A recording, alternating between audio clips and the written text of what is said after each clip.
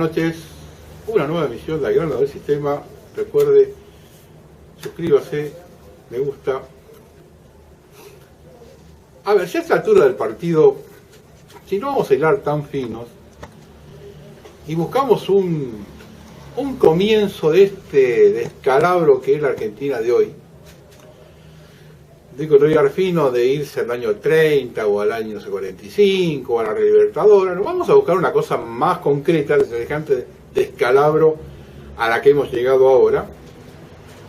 Podemos suponer que esto comenzó en el 2001, cuando lo sacan a De la Rúa.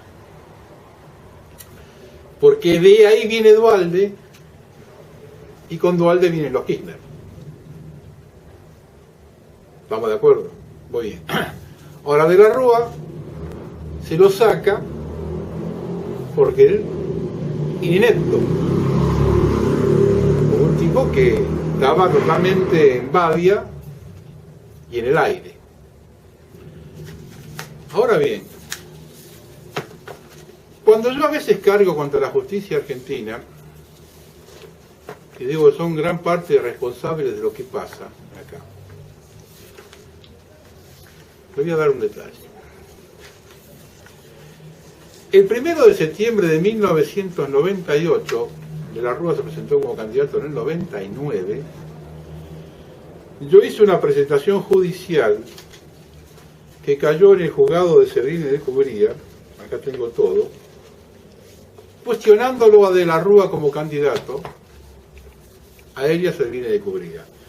Yo voy a leer algunas cosas muy pequeñas, porque ustedes saben cómo son los abogados cuando empiezan a hacer las demandas, que son muy largas. Pero voy a leer algunas cosas, porque muy interesantes que se habían planteado en ese momento, te estoy hablando, antes de las elecciones del 99.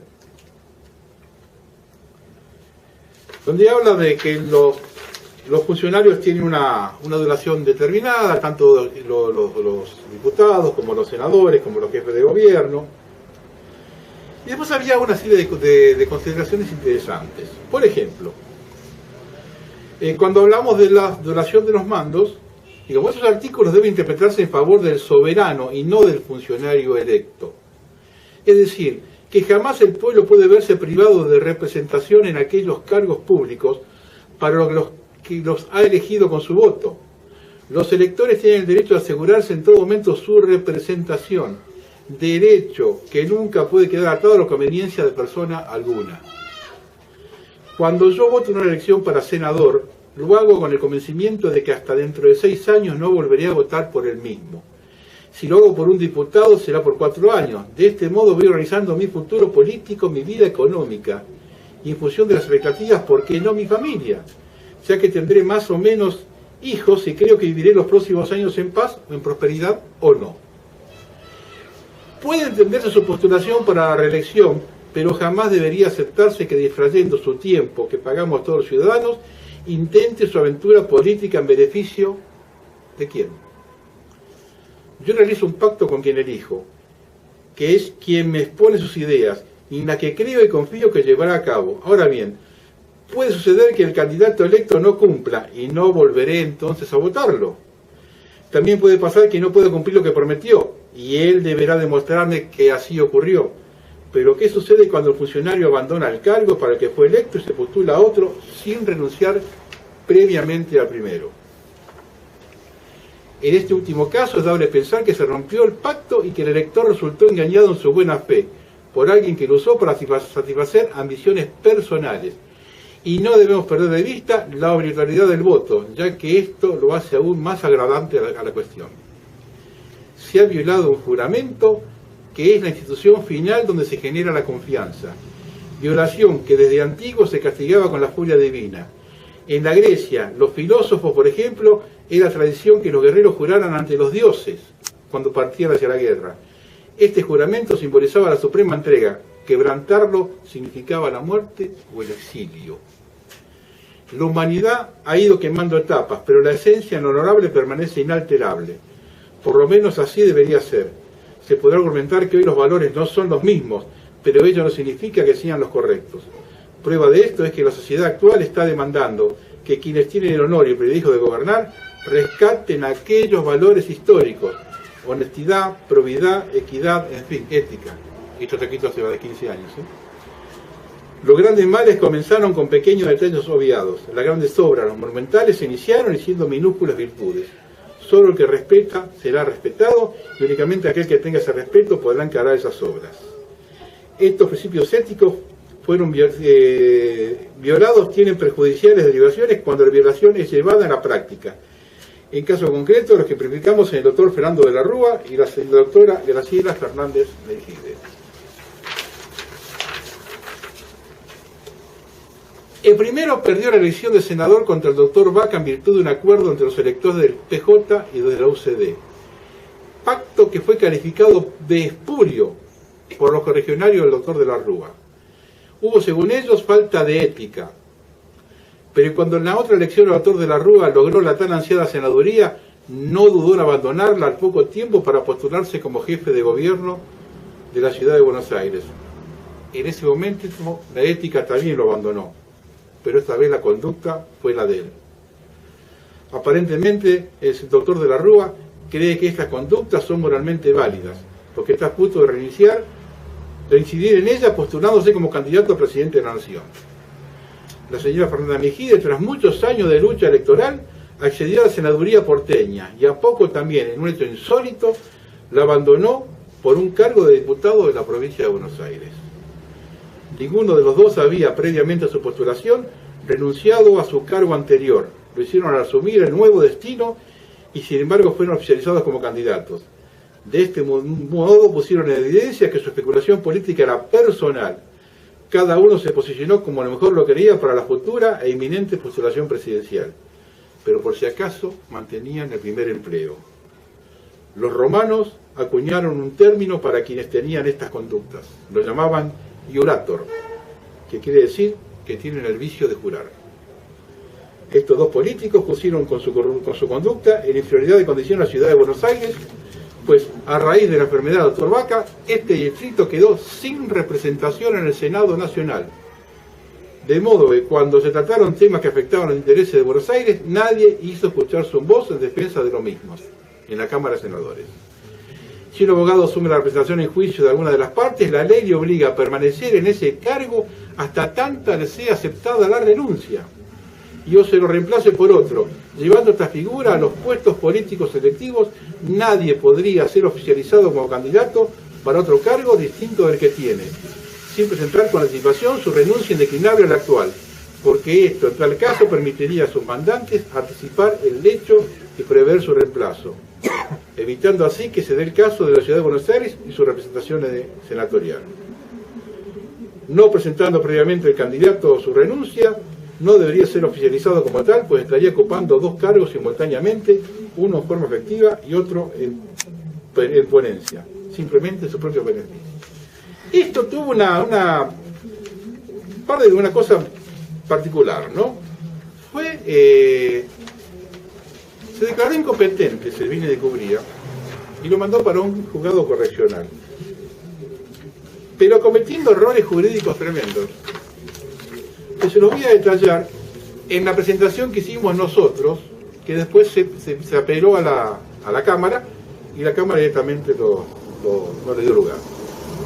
Pero fíjense lo que mis abogados hicieron en su momento con respecto a la presentación de Servini de Cubría.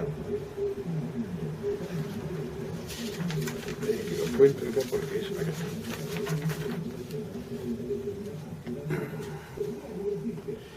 En virtud del recurso de apelación concedido, y vengo a presentar a memorial en tiempo y forma para argumentar sobre los agravios que ocasiona mis derechos la resolución número tal recaída en autos, la resolución de la jueza Servini de Cubría.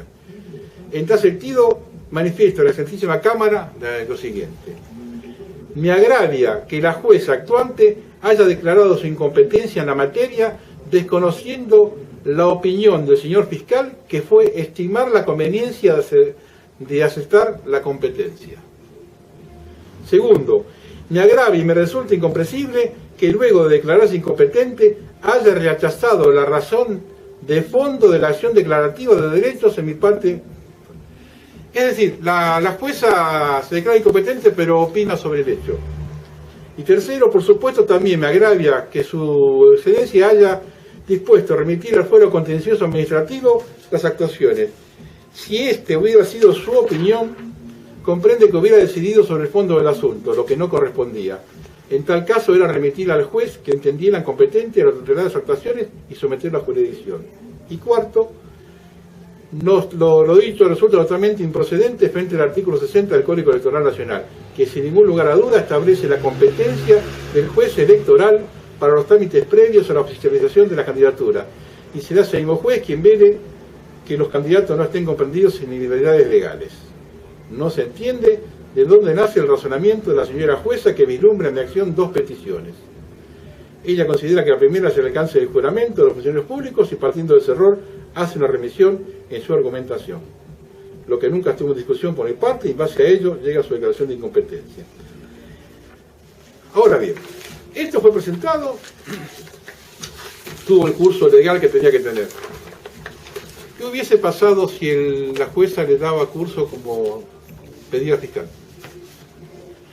¿Qué hubiese pasado si esto hubiera tomado un estado tal de la justicia que se hubiera inhabilitado la candidatura de la Rúa? Hubiese cambiado algo en Argentina posiblemente, ¿no? No hubiéramos caído en lo que caímos. Estas juezas siguen funciones. Yo me acuerdo una vez, cuando la nada estaba en página 12, le publicó una vez un artículo sobre la jueza y él la llamaba para servir y cubrir. La jueza servida y cubría. Sigue estando en el juzgado número 1. Bueno, ella cometió semejante barbaridad. Esto no se le dio curso, está presentado, acá está todo, con el sello de la justicia, todo. ¿Dónde hubiera llegado si se le hubiera hecho curso a que un ciudadano peticionaba algo que consideraba justo? No se dio lugar.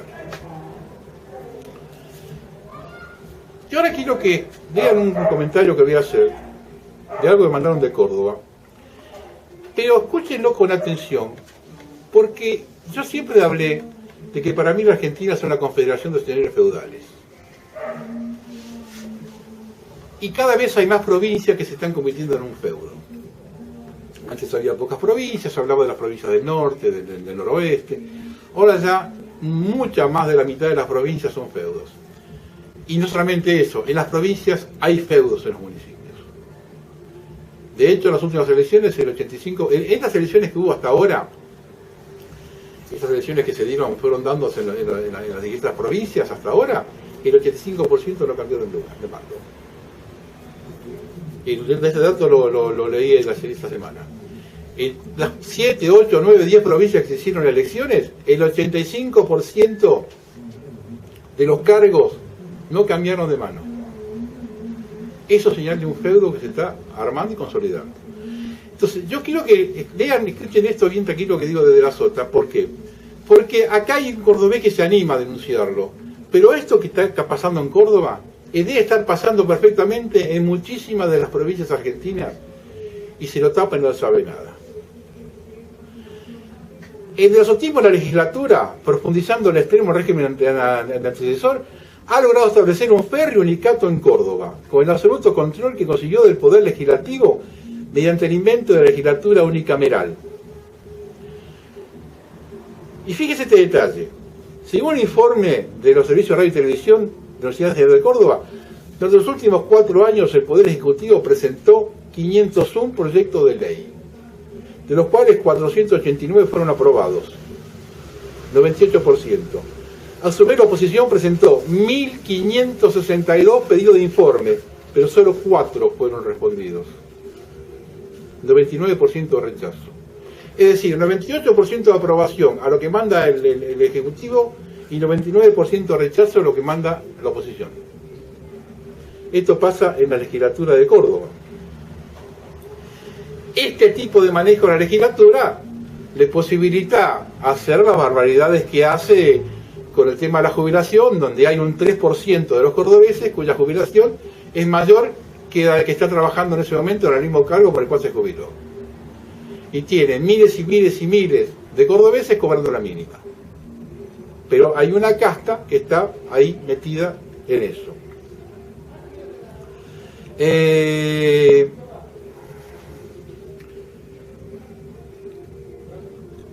Otro hecho que también marca lo que pasa en el feudo de Córdoba, que le digo, es algo que está pasando en todos lados, es también lo que pasa con con la justicia.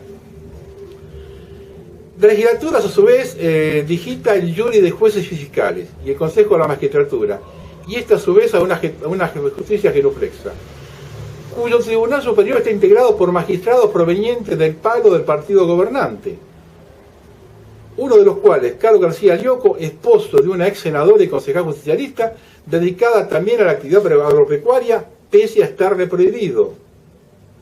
Se despachó en 2010 con una colgada espera del Tribunal de Dios. Esto es vergonzoso. Observe esto porque esto es vergonzoso.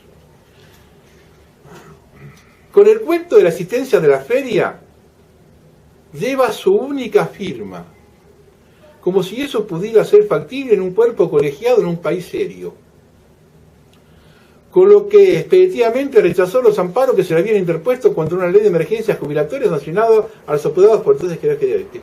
Es decir, se resolvió algo que resolvió la Suprema Corte de Córdoba con el voto de unos o dos integrantes porque estaban en feria. Pero superan al Poder Nacional esto, Este tipo de cosas, acá dice el que lo escribe, ¿no? Que es Javier Llorens, que fue lo que frenó todo tipo de investigación del asesinato de Nora Dalmazo, en donde se lo circundaba al esposo, a viudo de Nora Dalmazo, como testaferro de la Sota. La versión que se dio una vez, que se habló, hay gente que lo investigó, el caso creo que el caso de Cristian Sanz en Mendoza, siempre se hablaba de que Nora Dalmazo le pedía al marido el divorcio y quería el 50% de los bienes. Y él le explicó, pero vos sabés bien que yo el 50% de los bienes que tengo en mi nombre no son nuestros. No, pues yo quiero el 50% de los bienes. Bueno, eso fue lo que le llevó a Nora Dalmazo a donde terminó. Son esas cosas que no avanzan, juntamente por esto. También están los negociados con empresas que están vinculados totalmente. Y acá hay un par de cositas que quiero decir que son muy interesantes, porque de la Sota también tiene sus Lázaro Báez, que la empresa es Horacio Miró, que es su supuesto dueño a partir de la nada de Britos Hermanos. Y Britos Hermanos es la que hace toda la obra pública de Córdoba. Y todo el mundo habla de que Britos es este hombre de Horacio Miró, testaferro de Angelos. Pero es curioso algunos negocios que han hecho con esto. Observe ese detalle. Eso es lo que lo quiero ver. Hay obras de Córdoba que las ha hecho con Electroingeniería, que sabemos de quién es. De la que pero ninguno de los partidos que disputaban en las elecciones recordó nada. Porque dicha empresa viene también colgada por viejas relaciones carcelarias del candidato a vicepresidente Carlos Zanini, aval de Eduardo da Castello. Eduardo da Castello es el gobernador de Villa María, ultrafinalista. Y también del candidato a presidente Mauricio Macri, porque su socio es IEXA, la constructora de los Macri, Calcaterra, sociedad a la que el gobernador de la Sota estuvo vinculado como ejecutivo de SOGMA, Sociedad Macri, en los tiempos del proceso militar. Y esto no se habla, Esto no se habla. Por su parte, el flamante gobernador Juan Schiaretti también dijo ser un viejo amigo de Macri, de los tiempos en que como secretario de Industria de la Nación, a las órdenes de Cavallo, implementó el régimen de la industria automotor, por el cual Macri, como responsable de Sever, artilugio en el cual Italiana Fiat realizó su deuda privada, fue procesado por contrabando, habiendo sido además Schiaretti gerente de Fiat en Brasil, por lo que se puede decir que todo queda entre viejos y fiables compinches. Está todo relacionado, ¿se da cuenta? Absolutamente todo relacionado. Siguen los negociados que han hecho ellos. Hay funcionarios en comunes que fueron funcionarios de Macri, funcionarios de la Sota. Esto es muy largo, no se puede decir. También hay suicidios dentro del gobierno de la Sota muy sospechosos. Digo, esto es un feudo que es cuestión de revisarlo, porque en todos los, casi el 60-70% de las 24 provincias, en 15, 16 se debe estar manejando así la cosa. Santiago del Estero, Salta, Misiones, La Rioja, Catamarca, se está manejando así. Otro tema, Macri siguió una agitada de gira por 2 días por Nueva York, en la que mantuvo 3 reuniones con inversores, analistas ejecutivos de Wall Street. El último encuentro fue un almuerzo a puerta cerrada que se realizó ayer en el Consejo de las Américas. Ya fue Mauricio a dar la vuelta otra vez. En la reunión que estuvo en el Consejo de las Américas, que depende del CFR, del Poder Mundial, que participaron empresas financieras como Citigroup, HSBC, JP Morgan, Chase, Credit Suisse, BBA y Grupo Santander. Ahora, si pensamos que Macri con esta gente va a terminar con el hambre y la pobreza en Argentina, estamos mal. En el almuerzo en el Consejo de las Américas había abogados que siguen la pelea que la Argentina mantiene con los fondos buitres, liderado por el magnate de Wall Street, Paul Singer. La gira comenzó con una invitación a una cena de gala de Jack Rosen, uno de los líderes de la comunidad judía de Estados Unidos, y terminó de convertirse en el primer viaje a Estados Unidos como candidato presidencial. Esto es Macri.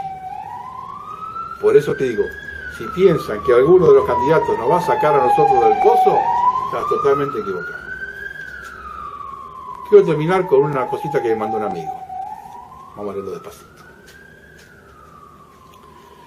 La primera vez que me rompí un hueso tenía 12 años y fue jugando al fútbol en la calle. Con el correr del tiempo tuve varios episodios de idénticos resultados, aunque en distintas situaciones. Al punto que de guacha mi vieja me miraba y no sabía si mandarme para la merienda un alfajor o un yeso.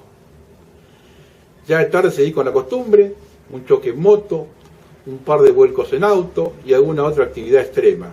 Reclamaban para sí alguna modificación caprichosa de mi estructura ósea. Unas más y otras menos, todas las fracturas duelen, pero créeme que no tanto como ver el país en que nos han convertido. Hoy somos un país fracturado, con una sociedad dividida, donde una mitad resentida disfruta del declive de la otra mitad.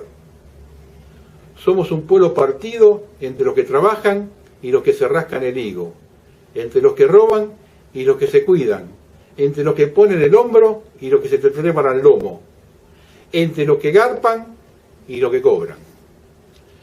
Yo tuve una infancia con innumerables privaciones, suplidas por el afecto en un barrio humilde, donde todos laburaban, donde no había un chorro, donde dejabas la bici tirada en la puerta y sabías que ahí encontrabas a la mañana siguiente. Yo viví en los 70 en un país donde había pobres, pero no pichis, donde se pasaban angustias económicas, pero no había planes sociales, donde usabas la misma ropa, pero te la lavabas, donde la higiene era la norma y no la excepción, donde había rebeldía, pero no falta de respeto.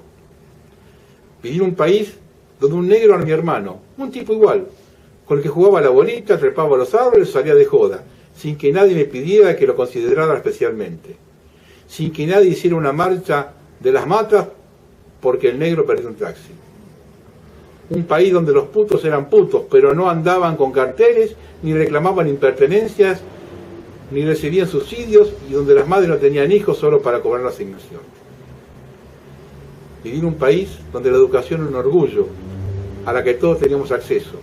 Un país que premiaba el esfuerzo, que nos daba oportunidades. Un país para el cual laburé desde los 11 años, acomodando cajones en el mercado a cambio de verduras para el guiso de mi vieja, sin que a nadie se le ocurriera hacer un piquete o ir al ministerio joder al Quintero con el cuento de la explotación para manotearle 4 pesos más. Un país que me dio la oportunidad de ir a la universidad y consolidarme profesionalmente, sin que existieran fondos de solidaridad esquilmando a los ya recibidos. Un país de agradecidos.